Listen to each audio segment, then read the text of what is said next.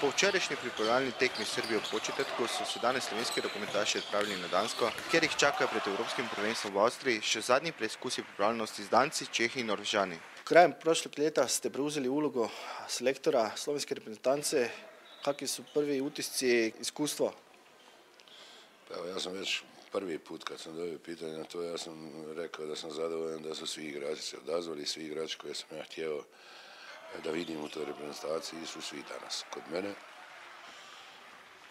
Drugo što sam zadovoljan, evo, mislim, da ne kažem kraju priprema pred ovo evropsko prvenstvo, da svi od njih probaju do maksimuma, ne štedeći se nimalo, probaju da naprave ono što se od njih traži. To je već dosta. Normalno da nijedan trener nije zadovoljan sa onim što je napravio, nego mu uvijek fale 2 dana, 3 dana da bi bio dalje. Ali ja kažem, imamo još par dana da se pripremimo i do sada sam zadovoljan. Znamo da su na prošlom europskom prvenstvu naši dečki osvojili srebro. Jel možete nešto obećati za ovo europsko prvenstvo? Pa ja sam već dobio dosta pitanja na ovo šta ćemo napraviti ovdje. Ja probam da svoje razmišljanje prenosim na ekipu i na igrače. Meni bi najdražije bilo da oni razmišljaju isto kao i ja. Ja ne razmišljam u kraju europskog prvenstva, nego razmišljam u početku. To znači, prvo i jedino na što mislim, to je utakmica sa Švedskom.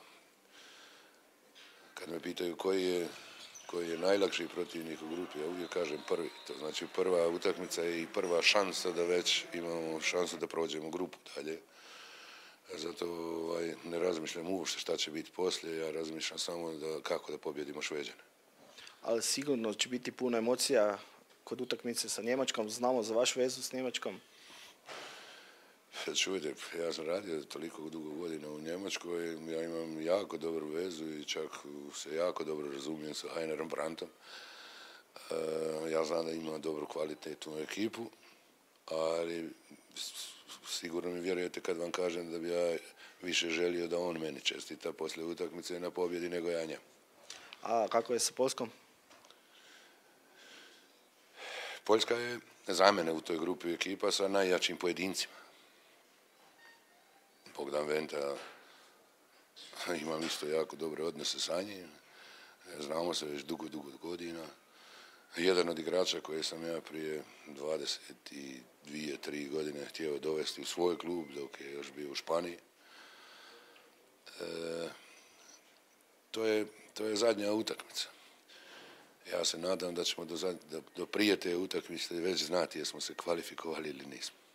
Kako poteka priprave? Se je za novim selektorjem tudi spremenil način dela? Ja, definitivno. Vsak trener ima pač svoj sistem igre.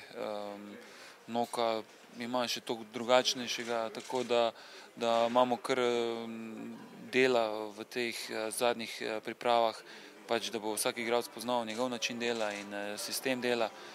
Tako da nekatere stvari oziroma kar dosti stvari smo že vzeli, ampak definitivno moramo to še velikokrat ponoviti, tako da bo to avtomatsko delovalo tudi na igrišču in pod pritiskom. Kakšno je vzdušje v reprezentaciji? V reprezentanci vzdušje je res odlično. Po treningih ostajamo in se pogovarjamo, se smejimo, skupaj odidemo tudi v savne, tako da se malo pohecamo, ampak mislim, da vzdušje nikoli ni bilo vprašanje in tudi sedaj ni. Kaj pa pričakovanja? Ja, mislim, imeli smo zelo malo časa, da se pripravimo na to evropsko prvenstvo pod taktirko novega trenerja, tako da mislim, da prvo moramo gledati, da bomo pač odigrali in napredovali v naši igri, da bomo odigrali te kombinacije, ki jih odigramo maksimalno in da se bomo borili tudi 110% na vsaki tekmi. Če bomo to naredili, potem verjamem, da bo super, da bomo odigrali dobre tekme, dobre partije, zadovoljili tudi naše navijače in s tem bojo prišli tudi dobre rezultate. Ta grupa je takšna, da lahko izgubimo proti vsako tekmo, lahko pa tudi zmagamo vsako. Tako da zaenkrat ne moramo še govoriti, kako dobri smo, počakamo te prijateljske tekme, ki se bo odigrale na Danskem, pa bomo videli, na kaj lahko računamo.